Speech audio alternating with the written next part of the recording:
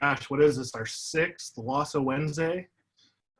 Excited to have Dr. Ken Briggs here to talk about finding joy on the job. But before we do that, Mick Hoffman is going to share with us before he has to jump off to another meeting. So Mick, have at it, man. It's all yours. Hey, thanks for having me. Thanks for the music to start the day. That was great. I just wanted to address with everybody the requests we are getting regarding direction for the summer. So as everybody likely knows, from May 31st to August 1st, the WI handbook goes dark, and it is up to schools and school districts. And we've had requests from both sides of the really philosophical debate on, yes, give us direction, tell us what we can or can't do to follow your rules and stay the heck out of our way. And so I've been working through that with staff, and we've been talking about it. But the other piece is that I've been meeting, I just came from a meeting with the directors of WSSAAA and WSDA and AWSP, so our superintendents, principals, and school directors, and asked them, what are they hearing, what are they seeing? So we've been meeting regularly Monday, Wednesday, Friday now for a couple of weeks, and they unanimously said, Mick, the WI should not jump in the middle of this, because you're going to have principals, superintendents, and school directors that either way are going to feel like the WI is either imposing or not. And so I continue to look at it, and really the best guidance we can give everybody is to make sure you are in compliance with Governor Inslee's order, which is June 19th. The other piece is layer that with what your school district wants, because we're hearing some school districts are going above and beyond that and closing facilities into August. Hence, when we talk about the debate of going back and forth on where this should be. The other piece is that we're finding out is local health departments. You want to lean on your local health departments, but unfortunately what we're learning is some local health departments are giving advice that is actually in conflict to the State Department of Health. And it's my understanding that today, some very succinct guidelines are coming out regarding graduation. And there's some school districts that I'm aware of even that have planned some June graduations that may be impacted. And so for us to be able to give you absolutes at this point is really not possible. Originally, I thought we were going to be able to do it because of Governor Inslee's phased, four-phase approach. But the other piece of that is that does not apply to schools. And so the reason I'm not going to be able to listen, and I apologize for not being able to stay on the call today. It's actually one of the highlights of my week but there's a work group that OSPI has pulled together to start talking about what the fall opening should look like, and then anything offered during the summer. So I've been asked to sit in on that. There's going to be about 120 people. So I don't know how much work will get done today other than just setting the boundaries. It's about a 6-hour meeting. And then we're going to divide into 4 different work groups. And we're hoping that out of that will come some clear guidance, exactly what ADs want. I get it. If I was back in a school as an AD, or even in the district AD role, I would be asking for the same thing. Tell us what we can or can't do. Unfortunately, the people we're asking for that advice from that are setting those rules, they don't have them yet.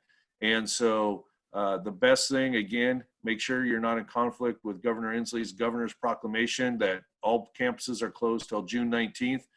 The phase 2 that we know some counties have gone to, where they can have, you can have groups of 5. So I'm thinking, well, coaches starting May 31st could start getting 5 kids in there and, hitting a ball, catching a ball, shooting a ball, doing whatever. That does not apply to us. And so I'm hoping that this work group coming out of OSPI will give us better guidance by June 19th when we're allowed to start accessing campuses, if your school district allows it. The other piece is that doing some research on this, if a school district, it's my understanding, if a school district or an individual violates the governor's proclamation, our insurance coverages are voided. And there's some personal exposure to that. There's exposure to the districts. Now, I haven't done a ton of research on that, but in my conversation today with the principals and superintendent and school directors groups, they are under that same impression. So the last thing we want to do is a coach or an AD to get out over their skis and end up with a personal situation while we're trying to help kids. We are going to be pushing very hard to give us as much latitude as possible to start engaging our kids. We know how good it is for our students to be able to be engaged with our coaches and active, especially after being locked up here for 8-9 weeks. But again, we want to make sure we go about it the right way so we don't create more problems while we're trying to solve problems. So unfortunately, we're not going to be able to provide, at least at this point, clear guidance other than follow the proclamation, follow your school district guidelines, talk to your local Department of Health. And when you talk to your local Department of Health, the recommendation is have them verify with that is in compliance with the State Department of Health, because we're hearing there's some divergent views in that agency. So you maybe have a couple of questions that have been put in the chat. okay. The first one is, does the WIA have a working group or news regarding fall sports? Yep, great question. So what we are going to do is we are going to pull together, we're just finishing up a couple major projects. So staff is going, for each of their fall sports, we will pull together a work group to look at some guidance. So I've been working with the 10 other Western states, and we're developing somewhat of a template that these work groups could take a look at for questions answered, such as what if we have a 1-week late start, 2-week late start? What if we have an interruption? Do we look at team sports versus individual sports? Do we look at indoor versus outdoor? And do we look at how the different seasons are impacted? So there's a lot of questions to be answered. So we don't have them up and running yet. We are putting the framework together, so when we pull people together, we can get some work done, but we definitely will have that. Another question is OSPI coming out with grad requirements or Governor Inslee for graduation ceremonies and such? Well, if you're in the meeting, I was just saying you would have, I don't know if I can still answer that. It's my understanding the governor's office is working directly with OSPI to develop those and bring those out. And where it appears some of the confusion has come is possibly with local decisions being made without having a lot of centralized guidance. And so my understanding is Governor Inslee through OSPI is going to come out with those graduation requirements today. But again, I'm just listening in on those conversations. Okay, are there any thoughts on the normal August dead period being waived or eliminated, especially since losing a few weeks in June? It's definitely possible. Again, what we're doing is we're monitoring as parts of the state are reopening, looking at that, also aligning that with schools. So this OSPI work group, I think the intent is this group that's starting today, all of these answers will come out of that. If schools are going to be opening up earlier, later, and what they're going to allow on campus.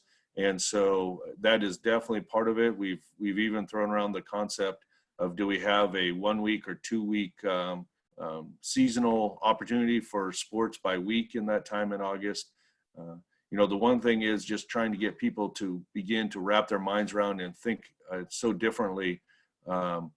You know, part of what we heard was, well, it's not fair if, you know, the east side is able to do spring basketball or summer basketball and we're not. They're getting a competitive advantage.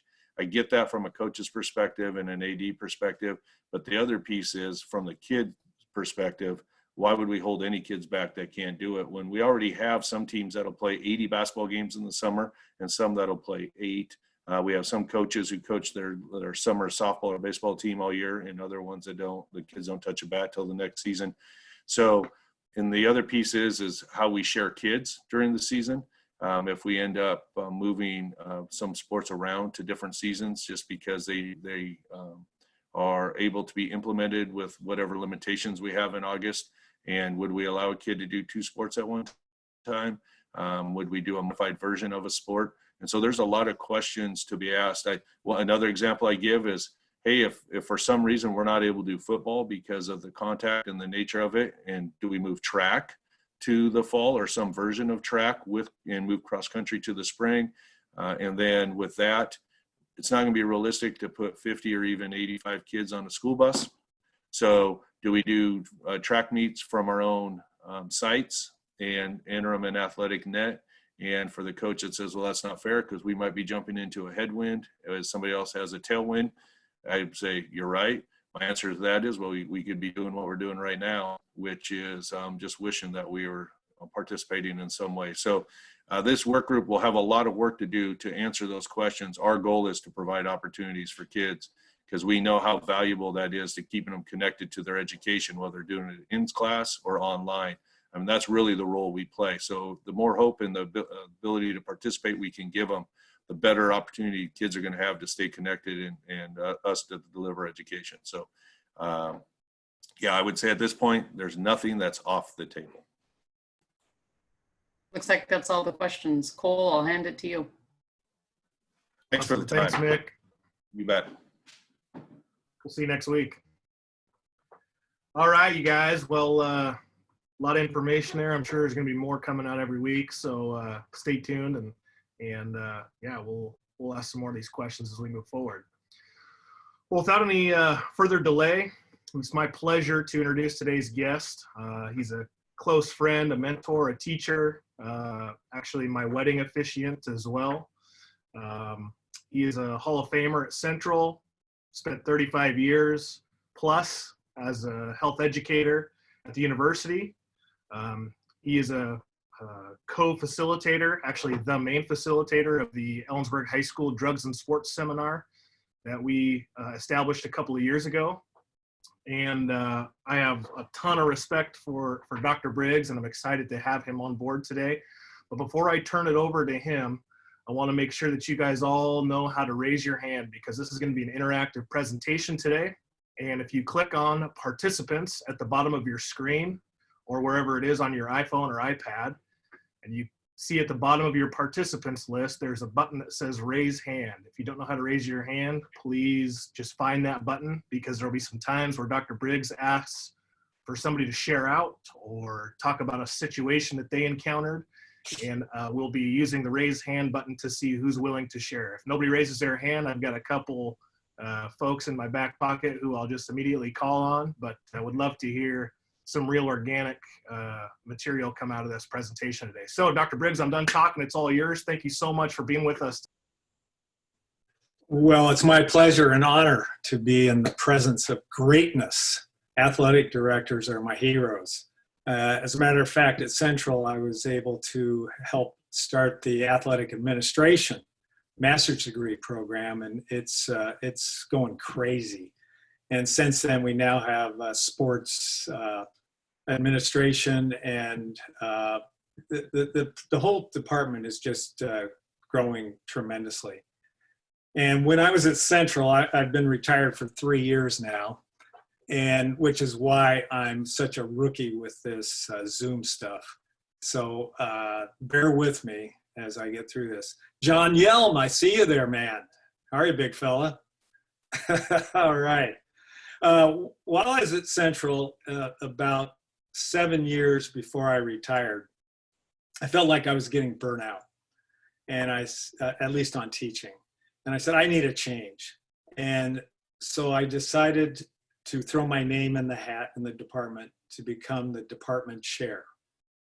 And I had people all over campus and say, you are nuts. Why would you want to go into administration? And department chair is the hardest job on campus. Don't do it. But I needed a change. I needed a challenge, and I did it. And they were right. It was the hardest job on campus. But I was very glad that I did it. But I quickly learned it is stressful being an administrator, and you do get kicked in the face all the time. And particularly, it was staff issues, disgruntled staff, opinionated staff that constantly would get in my face. And I had one individual, one staff member, faculty member that hated my guts, just hated me. He was the most passive aggressive human being I've ever experienced in my life. He would walk clear around the building rather than walk in front of my office to go to the restroom. And I didn't handle that well at all. And I let it drag me down, and I let him kick me in the face, and I would do things a whole lot differently. And maybe later on at the end, we could address what I should have done.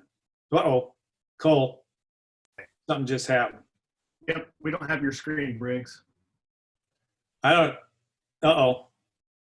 All I've got is my PowerPoint. So let's get back to your Zoom window and then do your screen share. Because that next Well, slide's going to be. I'm going to hit exit here. There we go. Ha-ha! I'm back. Sorry. Like I said, I'm a rookie here.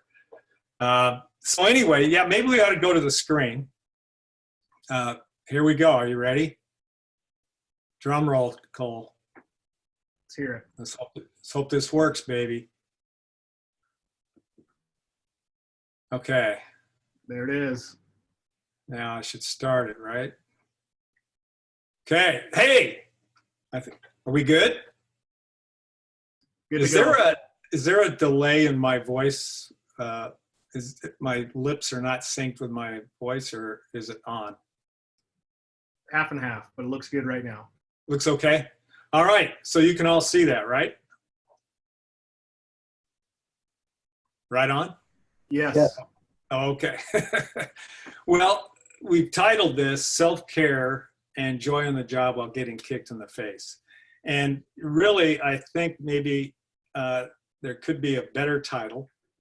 And it's a title that actually one of my faculty members came in when I was struggling and said, this is what, he said this to me, you're pretty awesome and keep that up. Now, I don't want to offend anybody on that, but it's essentially the same thing. We get kicked in the face all the time, and administrators, you get kicked in the face like none other.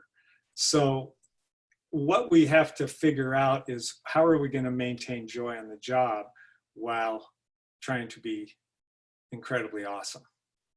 So I have some presumptions about your job, about any job. And so let's look at your job specifically. Presumption number one, there are at least 3 good things about my job. So right now I need some people to share one good thing about your job. So go ahead, jump on and let's get this rocking and rolling.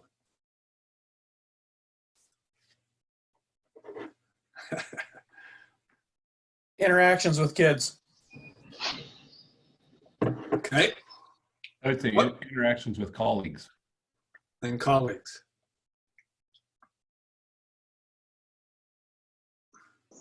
Getting paid to go to ball games. How cool is that?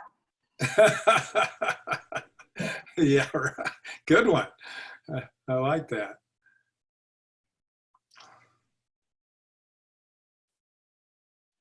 What else is really, you know, when you think about your job, man, if I didn't have my job, I would miss this so much. And obviously it's the students, it's the staff interactions, but what else? I'm grateful for being able to travel regionally and nationally for a lot of different activities. Yeah. Hey, Cole, are you going to call on people that raise their hand, or do you want me to? Because I can see You know it. what? Yeah, please do, BJ. I'm scrolling through as much as I can, and I don't see all those Oh, beautiful. hands go up. Hey, Russ Waterman, hands raised. I'm just blessed that I have a job and that we still work in a profession that impacts a lot of different people, kids, families, in our community. Right on. And you get to work with sports. Yeah, but we get to work with Cole too, so that is a plus. There you go. Whoa, good. Well, there's a whole bunch blown up in the chat room, Briggs, so I'll just go through them real quick. All right, go. Never a dull moment, being there for kids, teaching and coaching student athletes how to compete in life, seeing success in sports translate to the classroom, teaching life skill through sport, working with high energy, goal-driven, positive staff. Learned a lot about sports I haven't coached, helping coaches grow, entering scores on Max Preps and WPA Network, There you go. supporting kids to have the opportunity to be something that is bigger than themselves, the connections that we make with other ADs across the state, and then never doing the same thing every day. I love it. I love it. Great reason to stay in the job, for sure. Well, let's go on. I kind of paraphrase this from Dr. Seuss, The Lost Poem. It might hit home for some of you. I love my job. I love the pay. I love it more and more each day. I love my principal. He is the best. I love the superintendent and all the rest. I love the long hours and games at night. I'll see my family soon. I really might. I love misbehaving coaches. That should be coaches. It's really fun. I love firing the ones that don't get it done. I love the complaining parents with all their wit, even when they tell me to eat some. I love the athletes. Some are thugs. I especially love the ones on drugs. I love my job. I'll say it again. I even love those friendly men who've come today in clean white coats to take me away. I love that. I know it rings true for a lot of issues in this poem that come up for you on a daily or weekly basis. So presumption number 2, it's stressful being an AD and you will get kicked in the face. First of all, this coronavirus has really kicked you guys in the face like none other. And I'm assuming that it has been good on one hand and it's been terrible on the other. Good because you're having a lot more family time and you get to clean out the garage and the basement and everything else. But man, this has been tough. We're 9 weeks into it since schools were shut down. 9 weeks of dealing with this incredible stressor. So we're gonna go ahead and move away from the virus in particular, although it'll keep coming in as a thread throughout the presentation. But let's look at when things get back to normal. And even when things are happening now, I'm sure you're still getting kicked in the face by parents, maybe administrators in the district or whatever. So I think it's safe to assume it's stressful being an AD and you're gonna get kicked in the face. So things that cause you stress and kick you in the face. I would like a little sharing on this one too. Give us an example of some situation where you got kicked in the face. Maybe just a specific quick little story or short anecdote, just to kind of get things rolling a little bit, get us dialed into, the way things were and the way things will be, and of course the way things are now. So who could share? Brenda.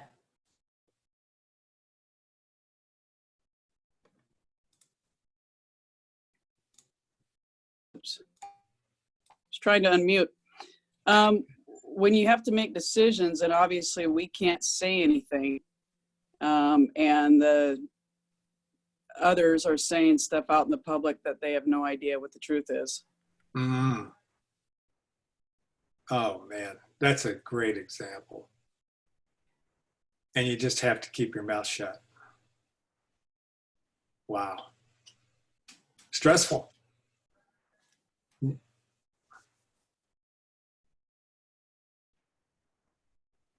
I'm sure you've all been kicked in the face. So what's Chat room's blowing up, Briggs, too. There's a few that come in here.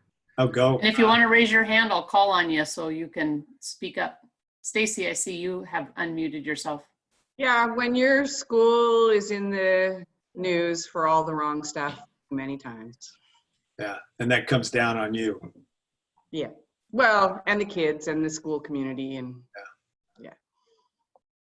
Do you ever feel like people would say, well, if we had a better athletic director, things like this wouldn't happen? Yeah, and I feel like it happened on my watch. Mm-hmm. I should have done something more. But then that's my emotional response. But then the real response is you think through all the things you could have, should have, would have done. And ultimately, when people choose to do something that is wrong, you can't be there babysitting them saying, no, no, no, don't do that. And sometimes there's nothing that realistically you could have done to change it. But it doesn't make it any easier to go through it. Right, and you mentioned something that causes us a lot of internal stress, and that's when we should on ourselves. We should on ourselves all the time. I should have done this, I should have done that.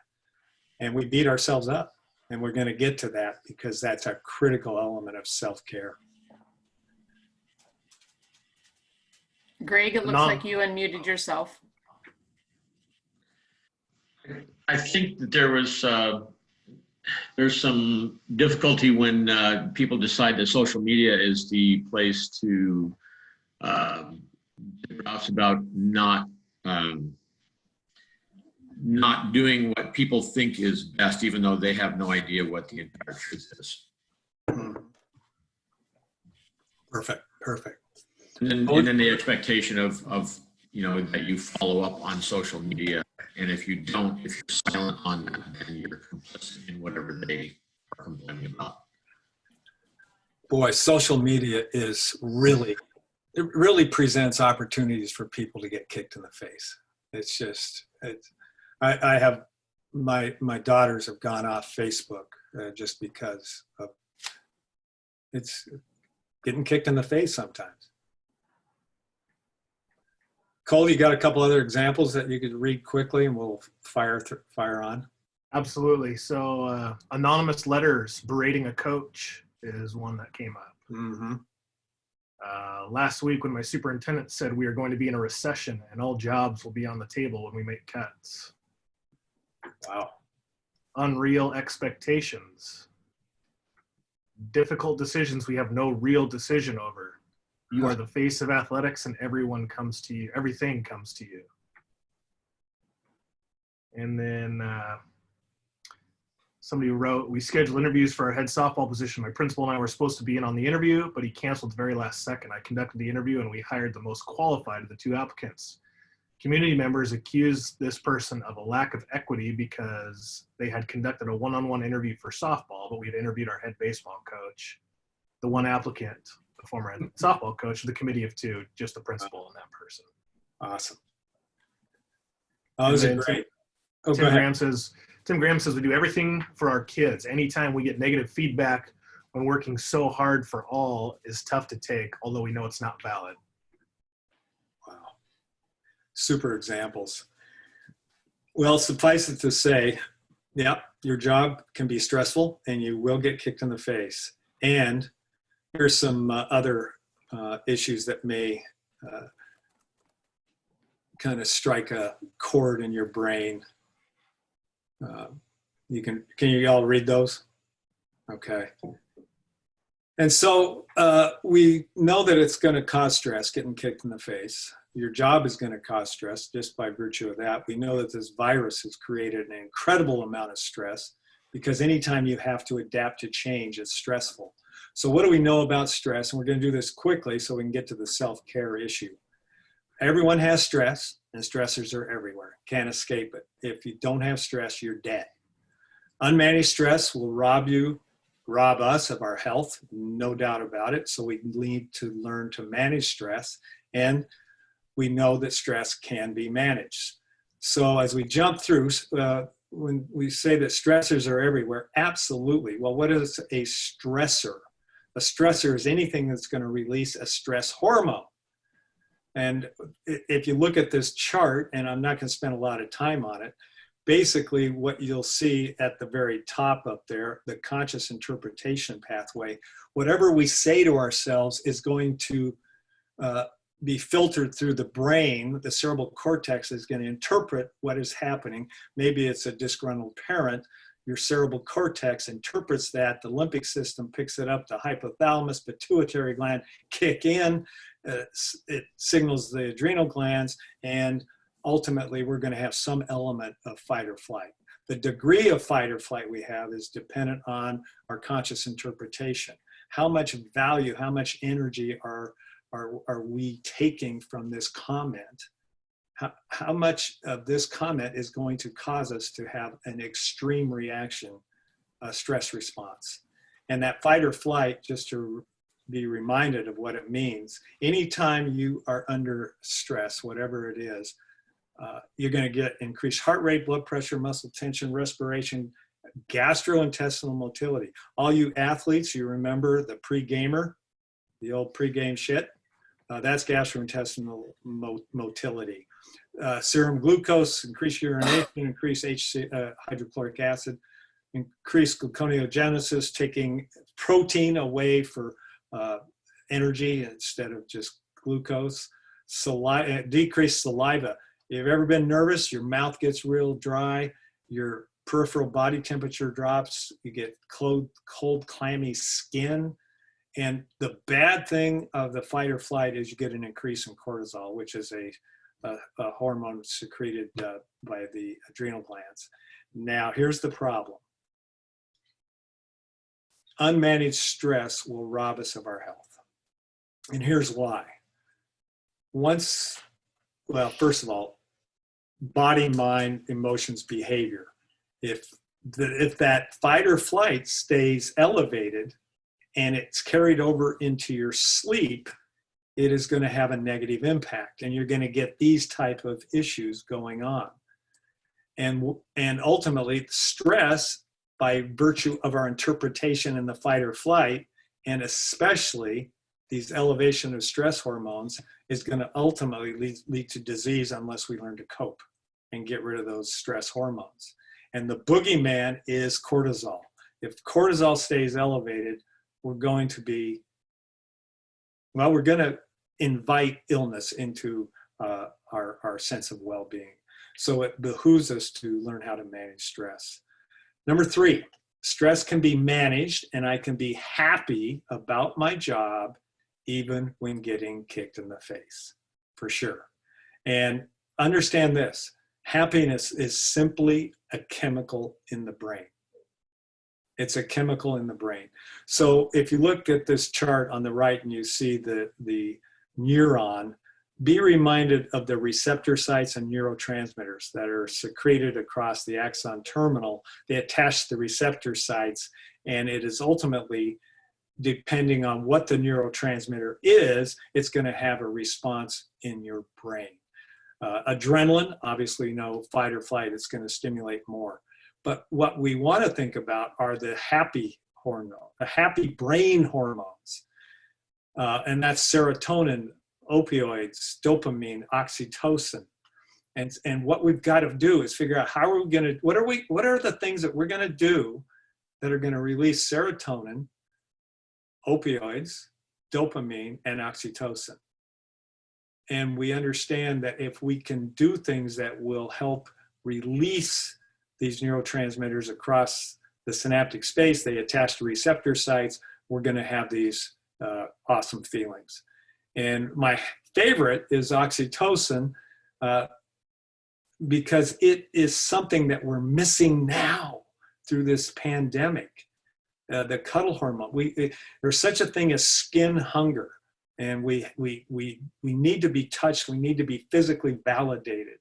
And this whole thing with the social isolation and stay-at-home orders and everything else, we don't get our skin hunger satisfied, and consequently, our oxytocin is capable of being depleted, which can make us depressed. And if serotonin is depressed or dopamine suppressed, we get depressed. And so we got to figure out, what do we do? And opioids, if we could do things to increase pleasure, such as physical activity and things like that. And of course, dopamine is so powerful. And so what we got to do, figure out how are we going to create happy brain. And so presumption number 3, self-care can lead to joy and health, and ultimately boost our dopamine, our serotonin, our oxytocin, improve our focus. And when we do get kicked in the face, we're going to be in a better capacity to cope and not allow those stress hormones to eat us up. And there's things that we do, lots of things. Those are kind of pretty basic, but what we need to do is fall in love with taking care. Self-care now is where we're moving now on this talk. Fall in love with taking care of yourself, mind, body, and spirit. So I need to know, what's one of your go-to self-care activities? What's something that's going to release some of those happy hormones and create a happy brain?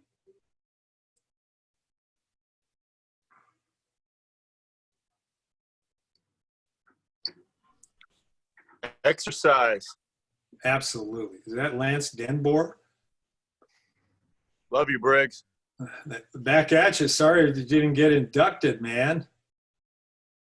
John Yellum, hands up.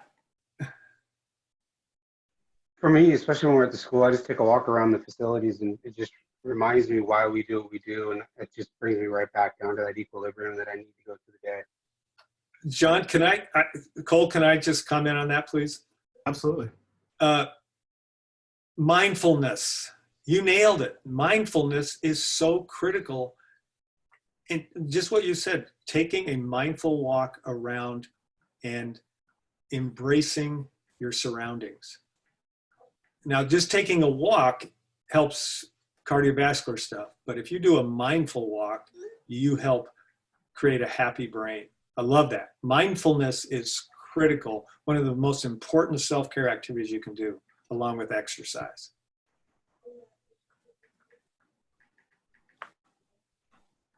Chat room's blown up. We got exercise, running, walking the dogs, praying, showing gratitude to others, coaching, massages, music, golfing, praying again, devotions, physical labor, building things, mountain biking and backpacking, chopping wood, scheduled walks with family are a priority. Time with my kids, that's a good one. That's one I agree with.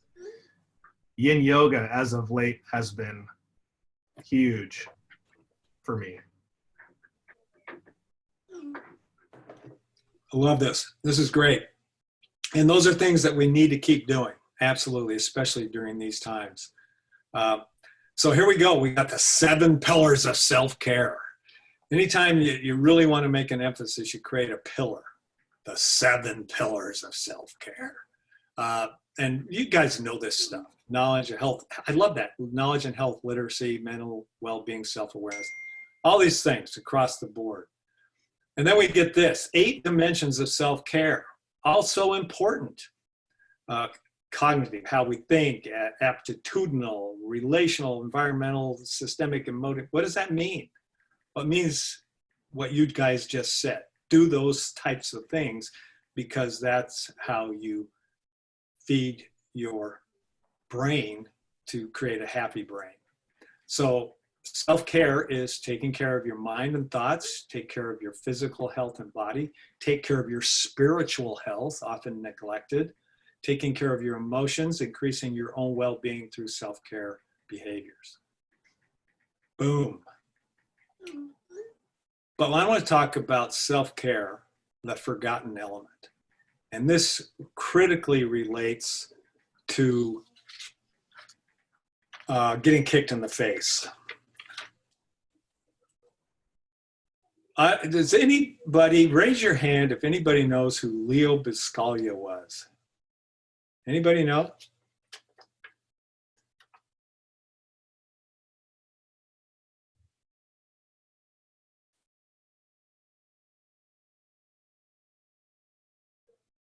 Go for it, whoever. Jeff Chandler. What's that? Yeah, years ago, back in the 80s, he wrote books. He was on PBS, researched and talked a lot about love.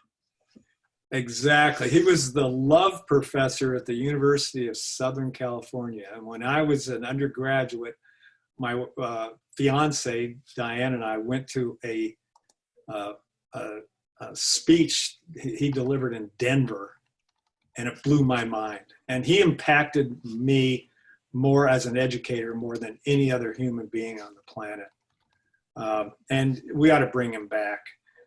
And this is what Leo said, and he was the professor of love. He was amazing.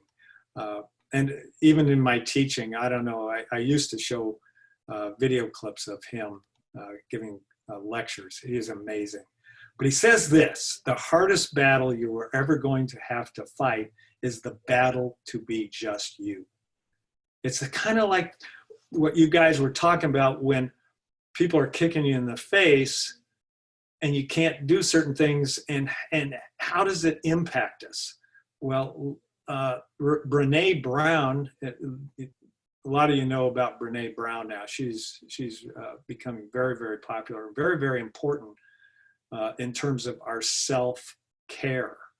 And she says this: true belonging is the spiritual practice of believing in and belonging to yourself so deeply that you can share yourself with the world, even when getting kicked in the face, I might add, and find sacredness in standing alone in the world.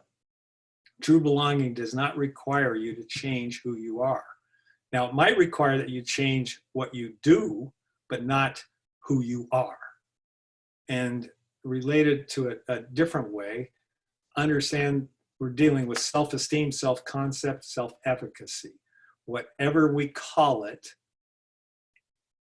we run the risk in our jobs of getting our self-esteem, self-concept, self-efficacy ripped apart.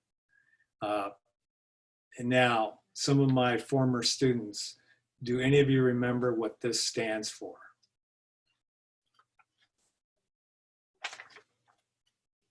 Come on, John. Grady. Streleski, are you there? John, you don't remember? Okay. Alec Vermeyer chirped in on the chat. He has it. Who did? Alec Vermeyer from East Valley, Spokane. Do it. And Streleski says, nailed it. He did not. Yeah. Okay, what is it, Streleski? I thought so. I am lovable and capable. Whoa! He did it. I'm blown away. Way to go. And unbelievable. The Polish brain is alive and well. I'm loving it. Streleski, you're awesome. Yeah, it stands for I am lovable, capable. And I've got my IALAC sign on right here. And let me explain what this means and how it works. Anytime you get kicked in the face, this is what happens. You have this beautiful, complete IALAC sign where you feel lovable and capable, and then somebody makes a comment and it takes a rip out of your IALAC sign. Another person, you get a tweet or an email or something, and somebody rips you and it takes a rip out of your IALAC sign. If we let it. But it's so easy to let it happen. You look in the mirror, you don't like what you see for some reason. You're not aging as well as you think. You take a rip out of your own IALAC sign. And so your day, your life continues. And let's say your day continues and people just keep taking rips out of your sign. But then maybe your principal comes in and all of a sudden just sticks his or her face in your office and says, I just got to tell you how grateful I am that you're part of our staff. You're doing an awesome job. Keep it up.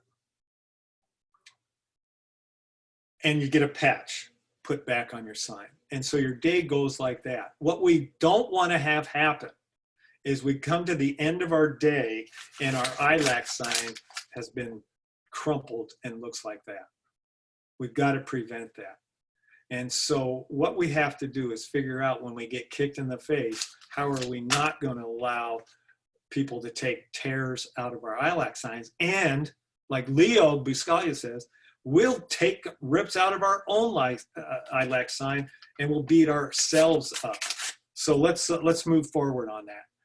First of all, you understand that you become what you believe. Critical. You become what you believe. Right now, we ought to believe that you're a 10. In my mind, we're created in God's image. And if we're good enough for God, we're good enough for anybody. And we are a 10 by virtue of just being on the planet. But it's not that easy because we get beat up. And yet, I don't know how you feel about yourself right now, but I bet that there are very few people that right now feel like you're a 10. And that's just the way the self-esteem, self-image thing goes. So I have a $10 bill here, symbolic. Okay, we're a 10. And this $10 bill is a little bit ragged. It's a little beat up. In fact, I pulled it out of my wallet and somebody wrote a love note on this. It's got a heart and some other things. And it's been around. It's been trampled. And in fact, if it got trampled and I stepped on it, or even if a rip got taken out of it, out of the $10 bill, is it still worth $10? Absolutely. No matter what anybody says to you or does to you, you still have complete value. It's the problem is when we start taking tears out of our IALAC sign because of the interpretation of what somebody said or did to us. So the important self-care precept is this: no matter what anyone says to you or does to you, you still have complete value. That's a self-care that we ought to have tattooed on the inside of our brain. This is a picture of a woman quadriplegic in a wheelchair, and she's symbolic of an experience that happened to me when I was working on my doctorate at the University of Northern Colorado. And I was feeling sorry for myself. I was beating myself up. My IALAC, poor me. I was having a pity party. I'm walking across campus, feeling sorry for myself, and coming towards me through campus. I'm walking down the sidewalk to my next class, and coming towards me is this woman in a wheelchair, just like this. She is propelling herself across campus by her teeth. She had a little apparatus, and she was able to lean forward with that apparatus, just kind of like her, and she was propelling herself across campus. And we got to that 10-foot drop zone where sociologists say you get 10 feet away from a stranger and you drop your head and they drop their head and you walk by each other so you don't have to say hello. Well, I dropped my head. I got 10 feet away from her. I dropped my head. This is how bad I was. I don't need some handicapped person now to make me feel guilty. But she lifted her head up, so obviously the wheelchair came to a stop. And as she lifted her head up, well, I caught my eye and I looked down at her and I couldn't believe what I saw. I saw eyes that were filled with so much life, and her eyeballs were exploding with life and wonder and love. And she looked up at me and she said, "It's a beautiful day today, isn't it?"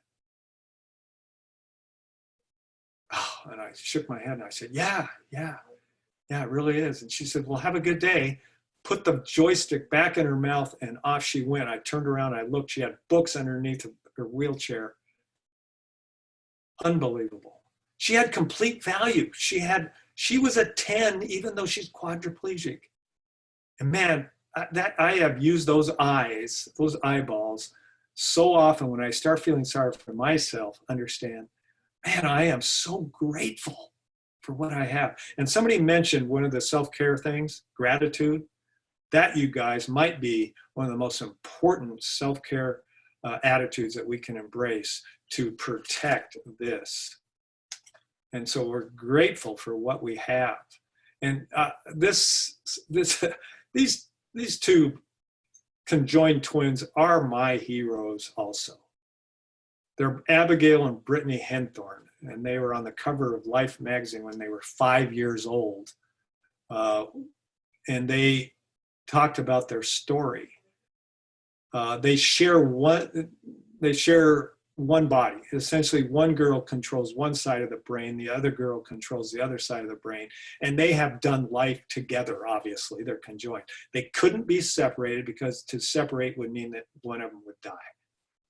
And they love life. That's their quote. They have become teachers. They drive a car. They've even had boyfriends, relationships. And when you YouTube them and you hear their story and you hear them talk, it blows your mind. They have complete value. And I can just imagine what the looks of people have done to their IALAC sign throughout their life. And yet they, for some reason, have been able to maintain complete value.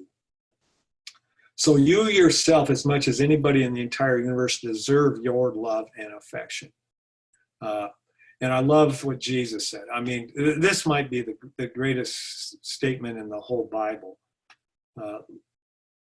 That, you know, the Pharisees were trying to trap Jesus, and because they were gonna get him. And he says, so what's the greatest commandment? And he said, well, love God with your whole heart. And then he says, and love your neighbor as yourself. Now, right there, you guys, something that gets lost on that is that comment, love your neighbor as yourself. It's understood that you would first love yourself so you can do a better job loving your neighbor. So it should be an imperative that we love ourselves. It's right there. Thank you, Jesus, for that statement, and yet we don't interpret it. We just jump right to the love your neighbor, and we forget the piece about love yourself. So what I need you to do is think of something that you say or do to protect your IALAC when getting kicked in the face. What's one of your defense statements or behaviors? Something.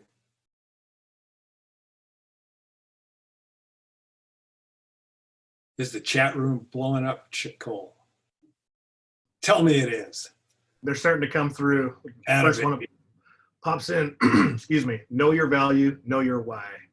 Another statement is worst things could happen. Ah, beautiful. Another is smile 2 times in a row. Smile, smile. Compared to what is another one. Focus forward. This too shall pass. Oh, wow. The best is ahead. It's for the kids.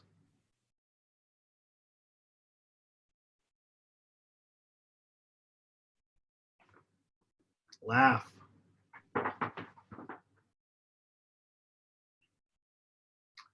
The opinions from others of me are not the opinions I have of myself. Oh, beautiful. Beautiful. Rick O'Leary, you're going to have to comment on that one.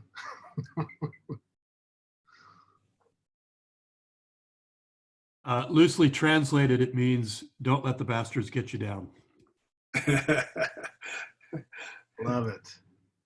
Do not hold it in. Share with valued, trusted colleague. That, you guys, in my opinion, is probably, I don't know, if not the most important, it's very high up there to have people who you work with who know what you do, know what you go through, and you can shut their door and say a few F words if you need to. So. Well, and also somebody that will validate you.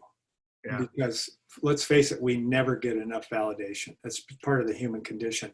And I would recommend that at some point, maybe today, go on YouTube and click on a marvelous little production called Validation. It's about 12 minutes long. It's a black and white movie. It's 12 minutes. It's called Validation.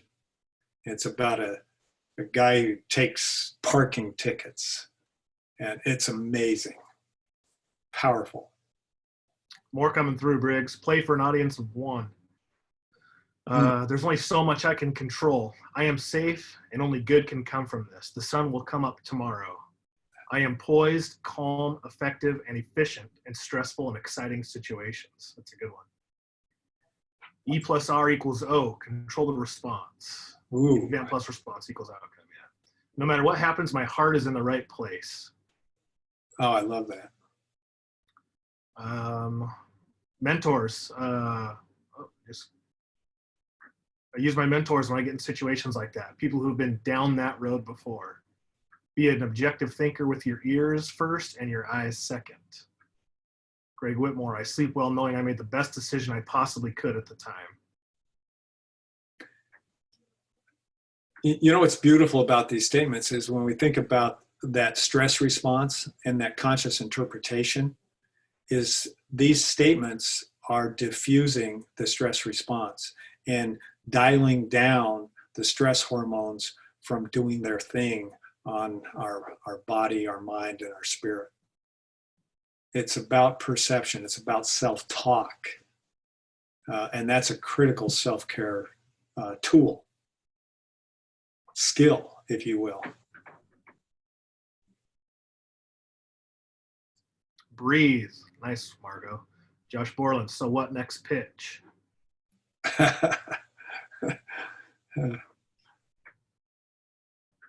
Awesome. Yep, we're there. Good. Those are great. Thank you, guys. I got a couple. My daughter's fifth grade teacher, my daughter was getting beat up bad in fifth grade. I mean, she was getting bullied and picked on.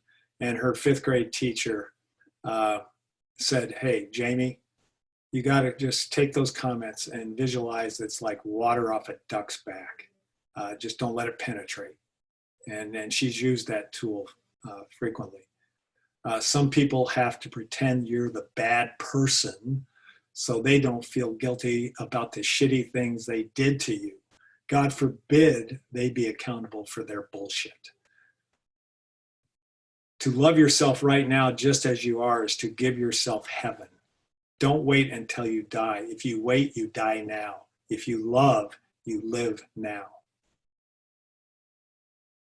If you're wrong, own up to it. Go own up to what you didn't do right.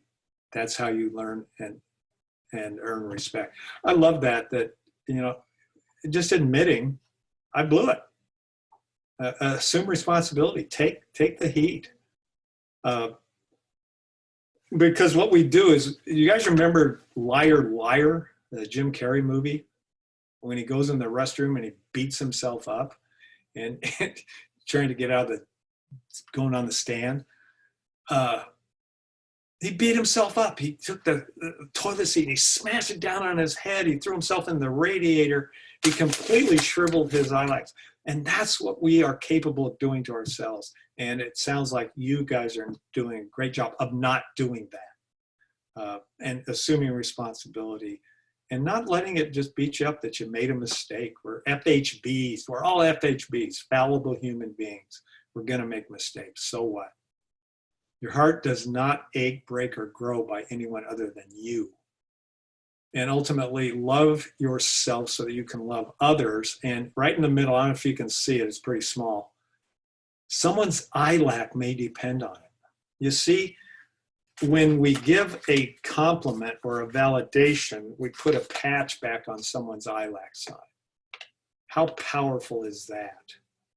And in the process of doing that, we might entirely change someone's entire day. That woman in the wheelchair, man, what a gift she gave me. She changed not just my day, but my life. And I've taken to give, especially during this pandemic, these essential workers like the grocery store clerk that's checking my groceries. Those men and women are getting beat up by people. I've gone through and I make it a point to always give them a compliment. And I gave this one gal at Fred Meyer a compliment the other day, and she started to cry. And she says, people have been so mean, and you are the first person that has said anything kind to me all day long. And she said, if I could hug you, I would. Can you imagine? We have this incredible capacity to change the way other people feel.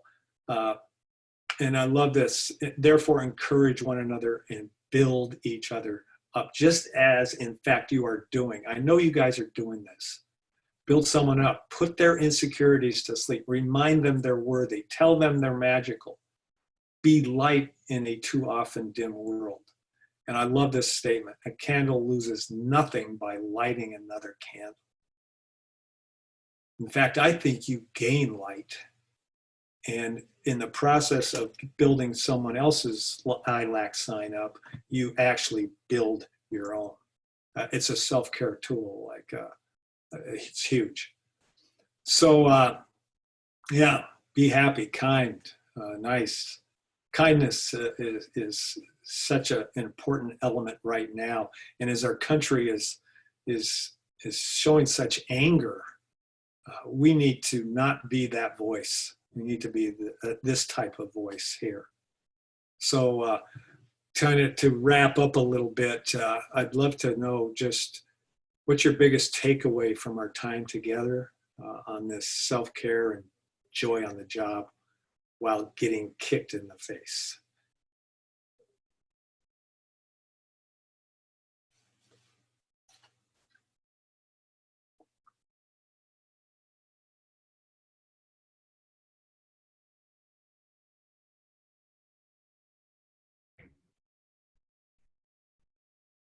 Don't everybody jump at once. Well, we've been through a lot. We talked about happy brain. We talked about the stress response. We talked about those stress chemicals, the happy brain chemicals. We talked about different stressors, our self-care tools, exercise, mindfulness, and then this lost self-care idea of really, really taking care of our self-esteem and protecting it.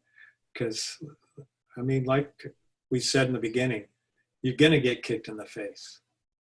And we just can't allow that. So here's the chat room, Briggs. We get to choose how we respond. Good. We are all in this together. I love it. Control what you can control and take care of yourself in the process. Ken needs to make a TED Talk. We are not alone in this profession. IALAC. We are not alone. We're all pretty awesome. Let's keep it up. Stay positive and take care of yourself first. Love yourself so you get a better job of loving others. Yeah. Positive affirmation that what we do is important, that most individuals appreciate our efforts. Strategies and methods for staying mentally healthy. Look out for number 1 while number 2 is being thrown at you. Nice work, Jameson. The good outweighs the bad, and always remember why we do what we do. Good. We all need to be CEOs, Russ, Chief Encouragement Officers. I like that. Implement the best strategies to cope with adversity that works best for you, and be kind, empathetic, and supportive of others. Reminder, have thick skin, the why and the who you do it for. You always control your own effort and your own attitude. Breathe in courage, breathe out fear. And Briggs, there's some requests in here for the poem, for the pillar health chart, for a lot of the resources in your presentation. Do you think, oh, there it is, baby, right there. Yes, email me right there, and I'll send whatever you want.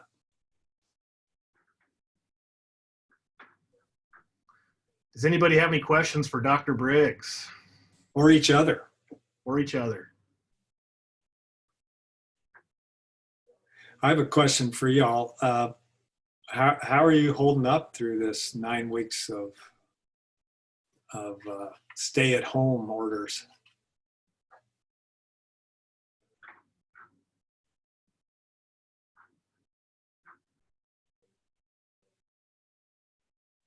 I don't mind talking. I have loved the time with my 7-year-old and 3-year-old daughters and my wife, but like just the family time, that springtime, takes away from the family. I have not stopped feeling grateful for the ability to be there when my kids get out of bed and be able to put them to bed at night. So that has been nice, a real positive during this time.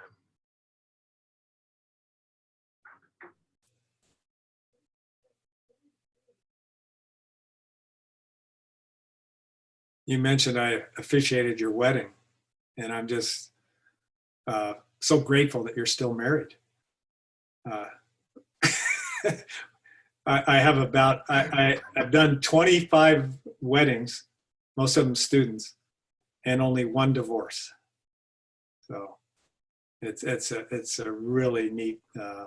I'm just so grateful for those experiences. that is the best job I've ever done, is doing a wedding. Hey, Briggs, you had a question from Mark DeYoung. Would love to hear about how you handled the coach colleague that couldn't stand you. Well, I handled it terribly.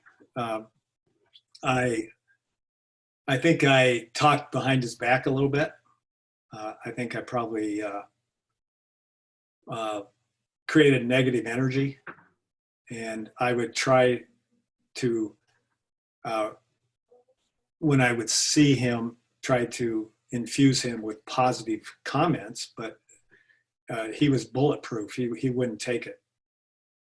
And so in retrospect, it got to be so passive aggressive and detrimental.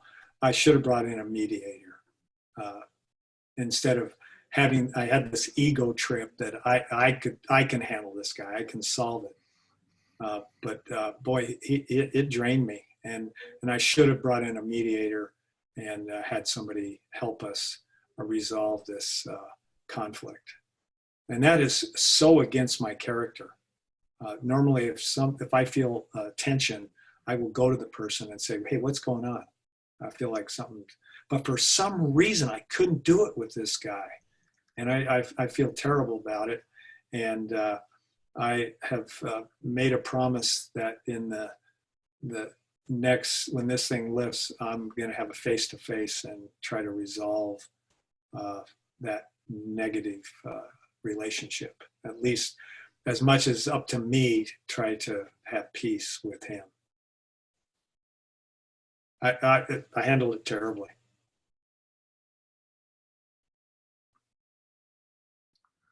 Well, if there are no other questions, you guys, we can absolutely, you can email Briggs. He's more than happy to engage with us. He's been a presenter at the past 3 WSSAAA conferences and done a tremendous job at all of them.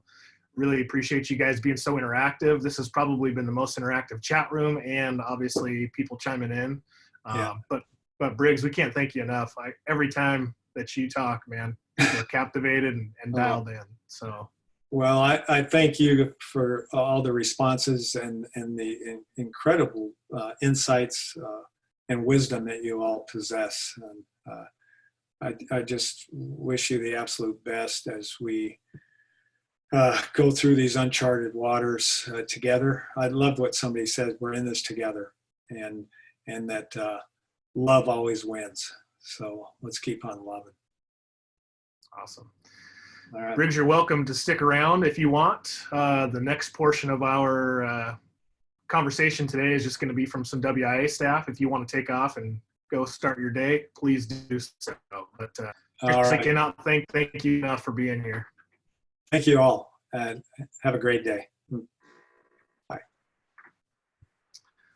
All right, I think we got BJ. Andy Barnes is taking over, isn't he?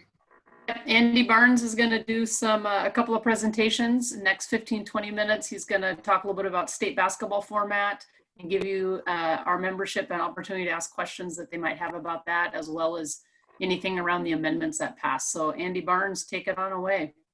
Feel free to continue to put questions in the chat, everyone, and we'll keep track of those for Andy. Andy, I'm going to interrupt just real quick, yeah. Andy. I got to give a couple shout outs. Throughout this time, there's been some, not only the WSSAAA Wednesdays, but a lot of PD opportunities and several through the NIAAA. And Stephen Payette and Rebecca Moe have both earned NIAAA certifications. So shout out to Stephen for getting his CAA and Rebecca for getting her RAA. And if you're not familiar, Rebecca's got some other Wednesday professional development opportunities going on. So Rebecca, if you want to share something about what you have going on your Wednesdays, that would be awesome.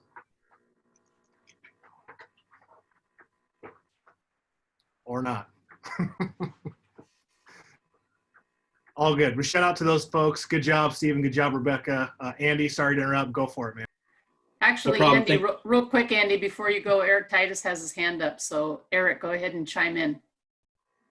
Well, Cole, as you welcome those RAAs and CAAs, you guys all need to know that BJ has put in her application to complete her CAA. So congratulations on that step and moving forward. So If anybody has any questions regarding LTIs and courses and any sort of certification, you can contact me. Thanks. Okay, Dr. Barnes, you're up. Okay, I will get going right away. I'm gonna share my screen to put up a little agenda of the things that we're gonna cover today, and hopefully it's working with everybody. But I'll try to make it brief. I've got a lot of information to present regarding state basketball, talking about that, and then also the amendments. We'll open it up at the end. But going back to the fall, the State Basketball Committee met on November 5th to review the state basketball format as it currently is, the regional format. We brought in the representatives from the Basketball Coaches Associations. We had some executive board members, Tim Thompson, Pat McCarthy, and Greg Whitmore. Brought in some principals and some coaches as well. So out of that meeting, we talked about the format, we talked about the regional experience, we talked about the state experience, we talked about the finances, we talked about any proposals that would go to the executive board. So out of that meeting came what was called the Final Four concept, and that was presented by Mick to both associations throughout the year. And obviously the plan was to get the committee back together around state basketball time, come to the board with some potential changes, and then they would review that through the spring. Obviously with the COVID situation, a lot of things changed. Part of the Final Four concept that I'll show here shortly was that was going to be all classifications playing their first and second rounds in Yakima. And so we had reached out to the Sun Dome, who was under new leadership, to gather some information, most importantly, the financials of what that would look like. At that time, we had not heard back from them through probably state basketball championships. So we had an idea of what they might come back with, but we didn't know any specifics on the financial picture of that. Another option that came out at that time was what we're going to call the super regional concept, and we'll go through that. But we're going to talk about the options, going to talk about a survey that's going to be sent out here later today, who that's going to, so that we can gather some information, and then the timeline moving forward of what that's going to look like. So I'm going to switch over to the format options, and I'll go through these as quickly as I can, but I also want to allow for some questions at the end. I'll try to go through it and give you as much information. I know there's a lot to take in.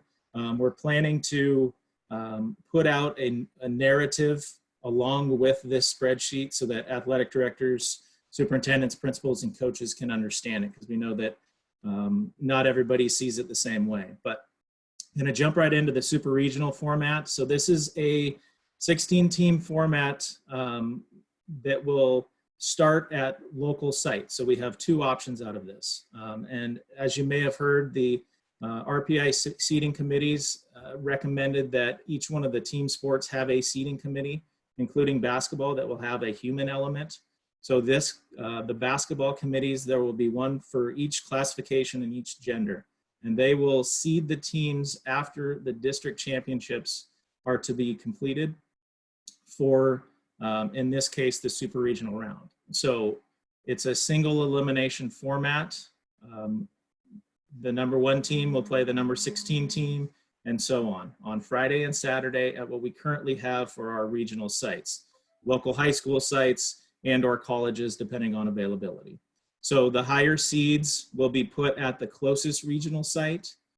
The winner of those contests will go to the super regional.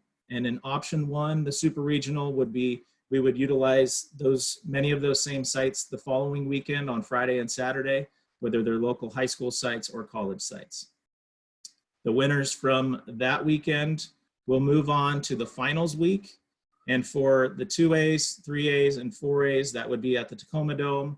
And for the 1B, 2B, 1A, that would be at either the Yakima Sun Dome or the Spokane Arena. The semifinals would be played on Friday. The winners of those games would move on to Saturday, playing in the championship game. The losers of the semifinals would be issued a tie for third place trophy like we do in football. And then obviously the the championships would be played on that Saturday at the Tacoma Dome and or Spokane Arena and Yakima for the 1B, 2B, 1A. So that's option one. The second option is the same thing for the first week, played at local high school sites or college sites. And then the second week, the change in this is that it's the super regional week. All classifications, winners from the first week, would play at the Yakima Sun Dome Thursday, Friday, Saturday. So in that format, on Thursday, the 1B boys and girls, the 2B boys and girls would play. We'd have the same setup as we currently do with 2 courts side by side. The winners of those games would move on to the finals week, which is exactly the same as the option one. On Friday, the 1A boys and girls, 2A boys and girls, and then on Saturday, the 3A boys and girls, and 4A boys and girls.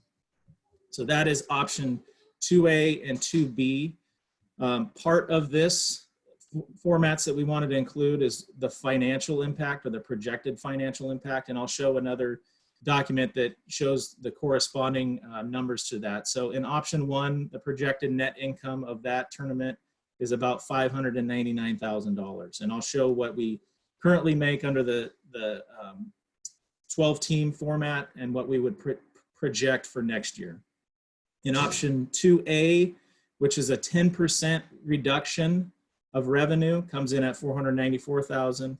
And then at the same level, $601,000. So we wanted to, because the option 2A is a significant change for the super regionals, bringing everybody into one site in Yakima, we wanted to have a conservative approach at having revenues at the same level and then just projecting at 10% less what that would look like. So this is the super regional format.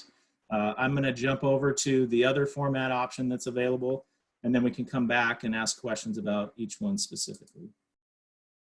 So the other option that was originally labeled as the Final Four concept, we've renamed it at this point to rounds 1 and 2 in Yakima, because the super regional concept is a Final Four concept. We're getting down to the Final Four teams at the final site. So we wanted to make sure that the nomenclature was consistent.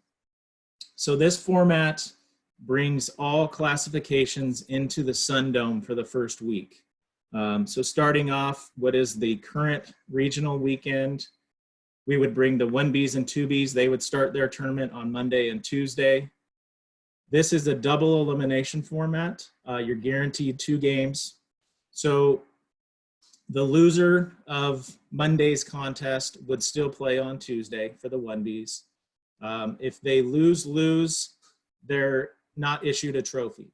If you win, you get a 7th place trophy. If you lose, you get a 5th place trophy. And then if you win, then you would go to the Final Four the next weekend. So the 1Bs would start their tournament under this example on Monday and Tuesday. They would then play down to the Final Four that would be played the next Friday and Saturday at the Spokane Arena on March 5th and 6th. And these are the dates for next year. On Wednesday and Thursday of that first week, the 2Bs would then come in, play under the same format. And then on Friday and Saturday, the 1As would come in and play there down to the Final Four. So for those 3 classifications, they would obviously get down to their Final Four. The next weekend, March 5th and 6th, we would play the semifinals on Friday and then the championships on Saturday. Same format where we would give a tie for 3rd place for the losers of the semifinal game, and then obviously the championship, 1st and 2nd place. The next week, while the Final Four is going on for the 1B, 2Bs, and 1As, that very next Monday, the 2As would then come into Yakima and start their tournament. Same format.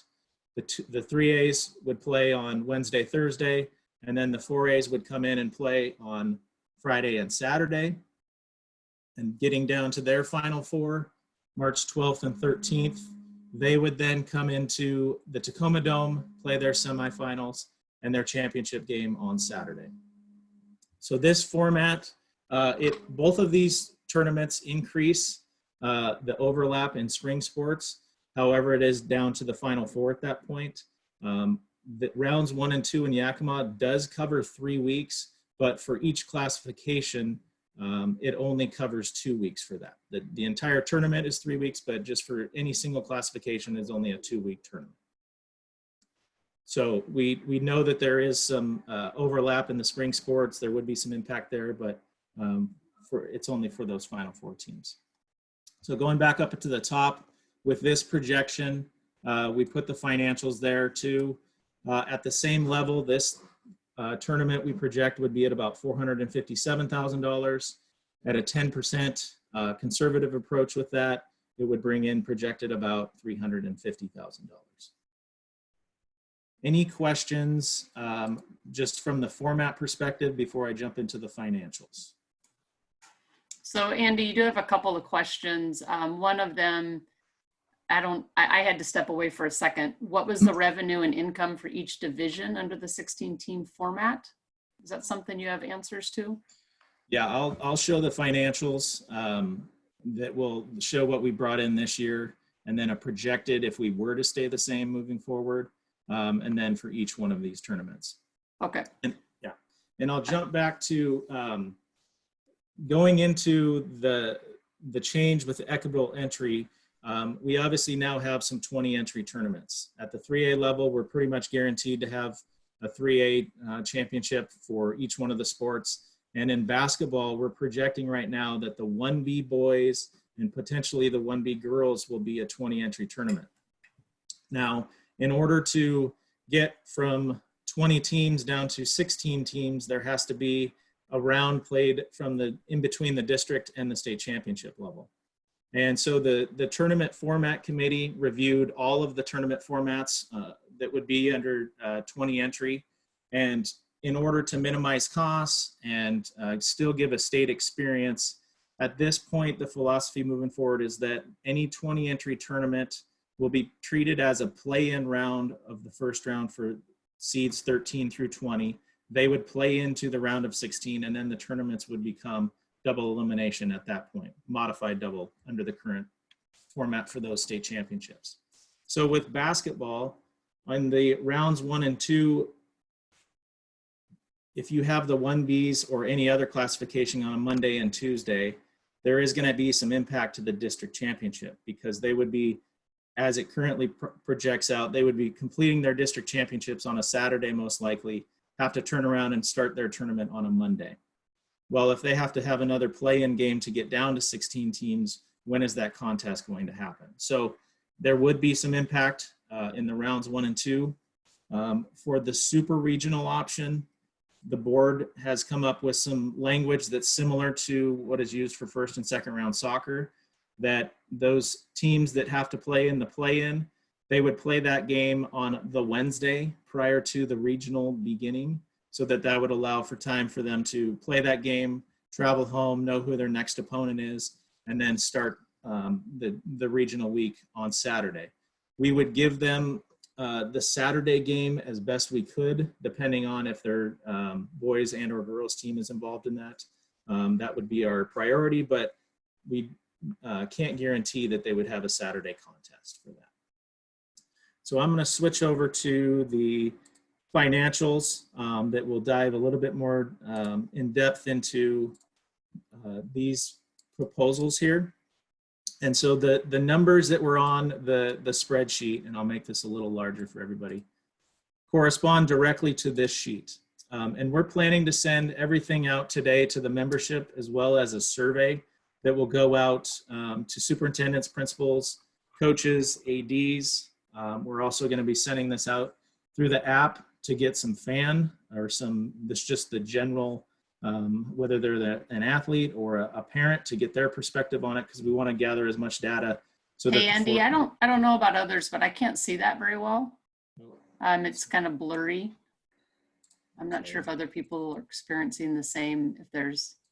That's easier, but yeah, that's easier to read. Thank you. Okay, and I'll try to, when I go through it, I'll scroll as slowly as I can so people can see the financials. So this breakdown will have the financials from going back to 2015 and 16 when it was an 8-team final. And then obviously the current at the 12-team, 19 and 20 revenues and the expenses for each one of the classifications, as well as what we had at the regional level. And then the format committee at this point is not recommending that we stick with the 12-team final. They're recommending to the board that we are only going to utilize either the regional, super regional concept or the rounds 1 and 2. But we did want to have if we were to have the 12-team final next year, what those financial projections would be. So the projected net, if we were to have the 12-team final next year, would be at about $324,000.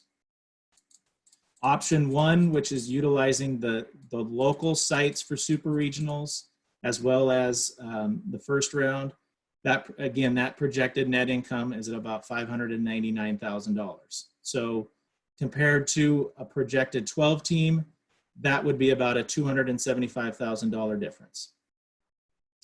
The super regional concept, with everybody playing in Yakima, we have at the same revenue level, we project that to be about $601,000. And if we have a 10% revenue reduction, conservative approach, that would come in at about $494,000. And the rounds 1 and 2 projections at the same revenue level, projecting that to come in at about $457,000 and a 10% revenue reduction at about $350,000. So those, obviously, they're projections. We feel pretty good about them based on the financials that have been provided for each one of the large arenas for next year. So that's a pretty good comparison of what we would expect for the financials for those. Any questions that I know that there's probably a lot floating out there, but that I can answer in this time frame. And so Andy, I can kind of give you a handful of questions. I'll just start from the ones that haven't been answered, I don't think. Okay. So week 1 and 2 is a total of only 2 games for a school, only 2 games in 2 weeks, then a week of Final Four. Could the super regional option be done in 1 weekend?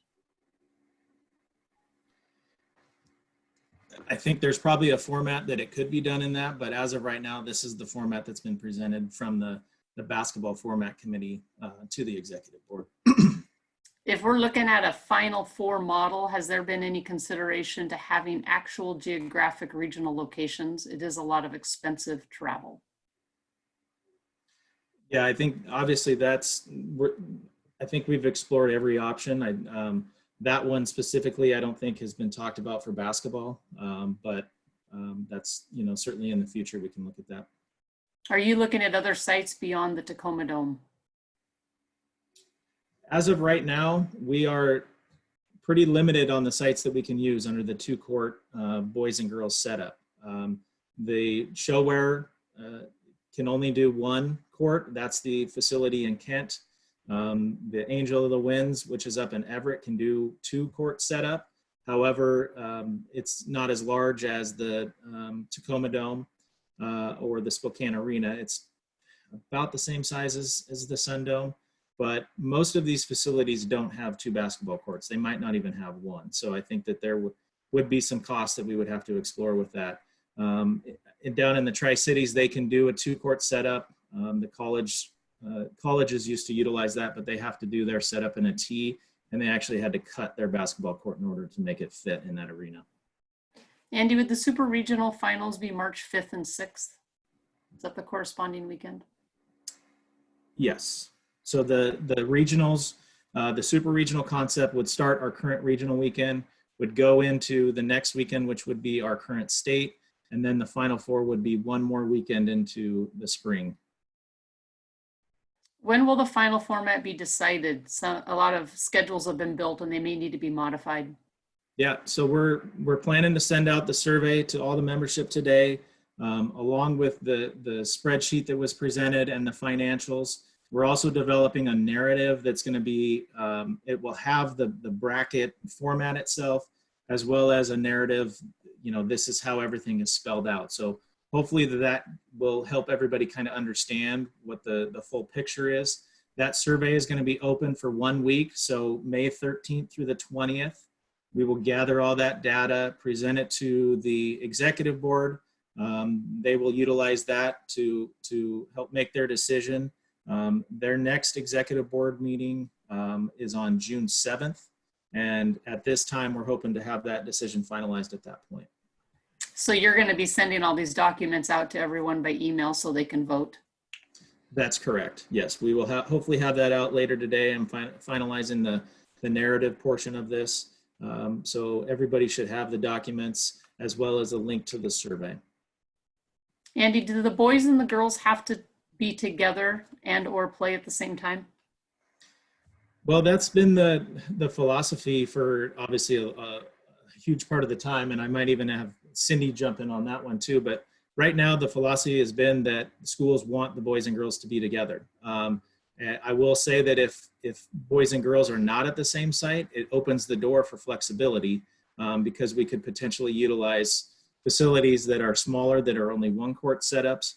But as of right now, the membership has supported the boys and girls at the same site. So I think that that's a discussion that came up. On Monday, I presented this to the WIBCA, which is the Boys Coaches Executive Board.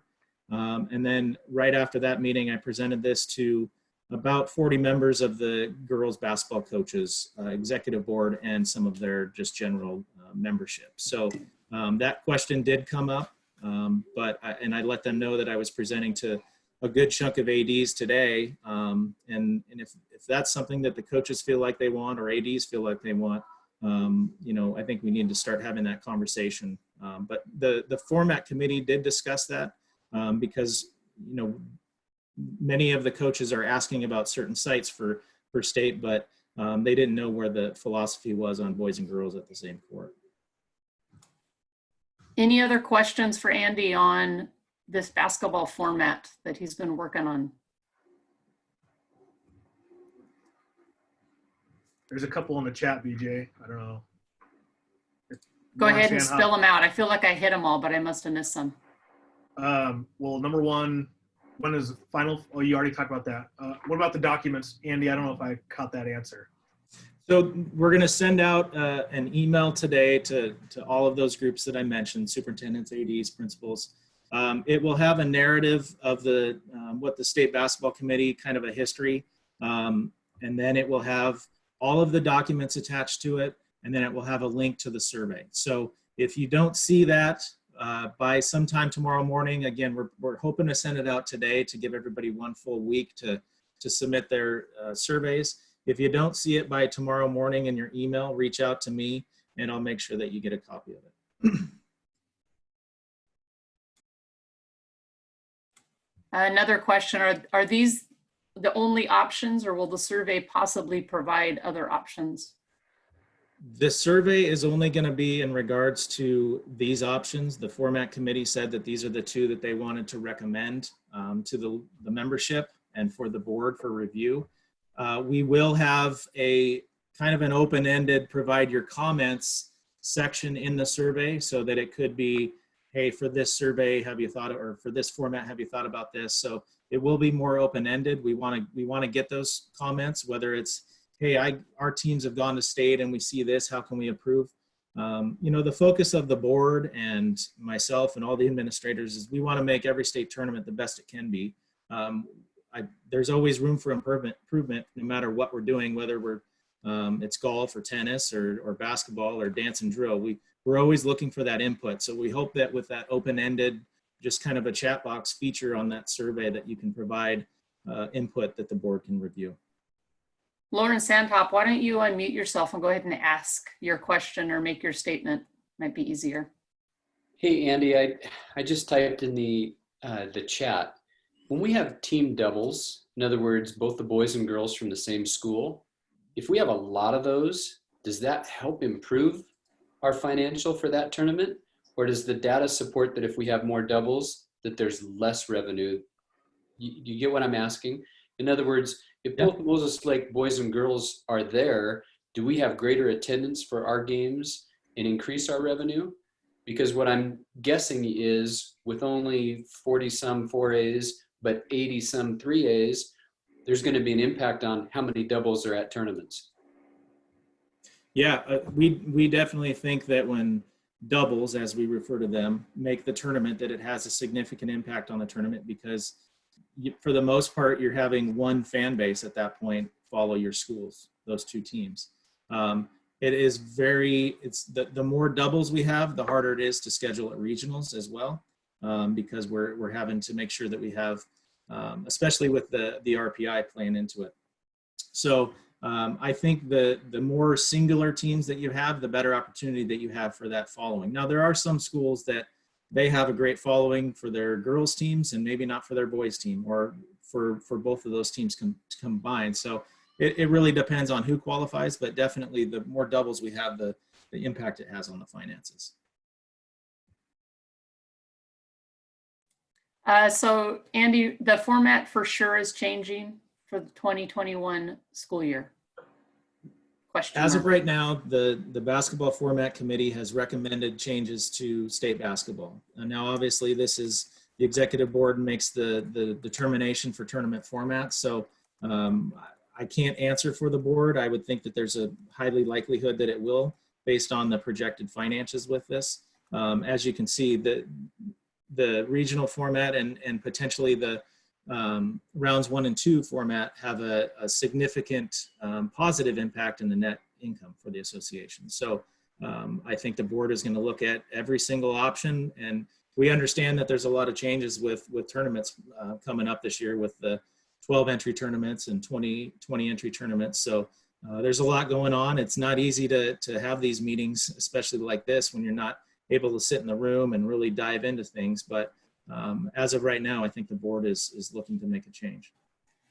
Andy, in terms of the voting, who's going to be voting? Is each school going to have a vote? Do you need schools to get together to provide one? Are you going to get input from superintendents, ADs, coaches, et cetera? How will that play out? We're not limiting it to one school. So if your superintendent, your principal, your AD, your coach can all fill out the survey from one school. We also want if anybody's downloaded the My WIALAC app, they'll have an opportunity from the public side. So we're trying to gather as much information to give to the board for their review. What about leagues? Do you want leagues to sort of get together and give you some feedback on how leagues feel? As of right now, the survey is not set up for that. One way that they could probably do that is put it into the open-ended box, where, if an AD from a certain league could say, we ran this by our league, here's the input. So yeah, that might not be a bad idea. I'll see if I can incorporate that into the survey, but as of right now, maybe just put that into the feedback box. Good questions. The questions have sort of slowed. If anybody has any other questions, now would be a good time. Otherwise, Andy will maybe open it up for amendments. We're getting towards an hour-and-a-half mark here, so I'm sure you guys are getting worn out. Yeah, I realize we've thrown a lot at you with this format and everything, and so take the time to hash it out and understand it. As I said, that survey will be open for a week, and if you need anything clarified, we hope that the narrative kind of does that for people. So, if there's anything specific that we can add to the spreadsheets, the financials, anything like that, let us know. So moving on to the amendments. The amendment voting time period ended last Friday, and we sent out the results on Monday. Hopefully everybody has had a chance to see that. We wanted to open it up I know there's a lot of amendments that passed, a lot going on, especially eligibility wise. I know BJ and Justin have put in a ton of time to revamp the eligibility, and they're getting going with that process. So we wanted to open it up if there's any specific questions that we can answer for all the amendments. Yeah, feel free to type stuff in the chat or unmute yourself if you want to ask a question about the amendments. Again, I would say maybe a reminder too that those amendments go into effect August 1st. Russ Waterman, you have a question, go ahead. Hey, BJ. So we had a question from the Big Nine with the volleyball amendments moving to 18 games. This did not impact the tournament rule at all, though, correct? This is just 18, 2 more non-conference games, or 3 if you do the endowment game. Assuming Cindy Adsit's on here, she could see answer her. the question. Yeah, it does not change the tournament rule. So basically you are still allowed to have 2 days of tournament play. Either 2 one-day tournaments or 1 2-day tournament. If your team chooses to play in a third tournament, a third day of tournament, then each opponent that you play has to count towards the 18.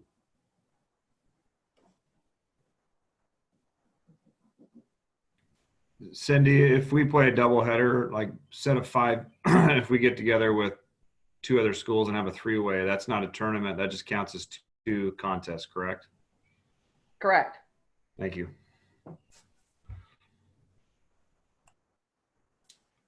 Stephen, I noticed you had asked a question about the eligibility packets. I'm not sure if you could clarify what questions you're referring to. Yeah, so I was on the eligibility website going through those, and I noticed it had a lot of the questions such as, have you played any sports with someone from the school you're going to, or have you been coached by anyone? And I know that those amendments did not pass, so just wondering if those were changed, because those eligibility packets, as I was looking through, are very specific and really good that way, but at the same time, I worry that it's a little more daunting for people. Right. And I think the reason that those questions are there were not just based on the amendments, they're also based on an athletic director needing to make a determination of eligibility. And one of those things is to establish that there was not recruiting happening. And that's one of our rules that is there and that hasn't changed. And so adding some questions sort of direct that way will allow you as an AD to help with that determination. So we'll cover that when we have our eligibility trainings that are coming up in the next 10 days or so. But that's a really good question, and I appreciate the question, and I'll make sure we address that. Andy, yeah, go ahead. So Ron asked about 6-man. That amendment did pass. So what does that look like for the fall? Prior to the amendment process, we put together a small committee of schools that had participated in 6-man, some 1B schools, to kind of get a sense of where that's at, and if it were to pass as it did, what sort of impact does that have? We really don't know at this point what that's going to look like. I think there's maybe anywhere from 8 to 10 schools right now that are going to utilize the 6-person football. So we don't have a set number, whether that's going to now qualify for a state championship or some sort of postseason game for them. So that committee is going to get back together now that it's passed and look at all of the options, the playing rules, getting some information out that we can get to the executive board, because if those schools are now playing 6-person football, they're not counted toward 8-person football allocations. So what does that look like? So I don't have an official answer at this point, but that committee is going to be getting together here shortly, because we want to make sure that everybody knows going into the fall what that's going to look like. But it's a great thing that it did pass, because there were some schools last year that had to cancel some of their games because they didn't have the opportunity or weren't aware of the opportunity to play 6-person football. So I think it's going to help tremendously for some of our smaller schools to keep their football programs going and maybe even grow them into an 8-person team moving forward.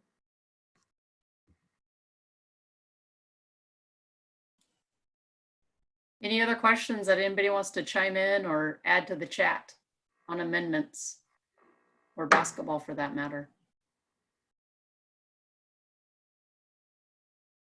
I've got a question on the 6th graders being able to play. Can you expand on that a little bit? I mean, is that an automatic? Does that have to be approved by, I mean, not only your school district, but leagues have to vote on that? How does that going to play out? I'll go ahead and address that one, because I typically deal with most questions dealing with 6th and 8th graders, but it does have to be approved by the school board, the league, and the district before they'll be allowed to participate in all sports except football. So it's not an automatic. So is that, I guess my interpretation, is that similar to being able to move 8th graders to play up at the high school level, that were 6th graders are allowed to play based on need? Or does that? It's not based on need. It's just based on whether they want to bring them up or not. Okay. The rule will still be in there. It does not change the option for small schools that have low enrollment numbers and low participation numbers. They will be able to utilize them just like they always have. This rule allows a school of any size to utilize them if that's what their school board wants to do and the league and district approve it. Thank you.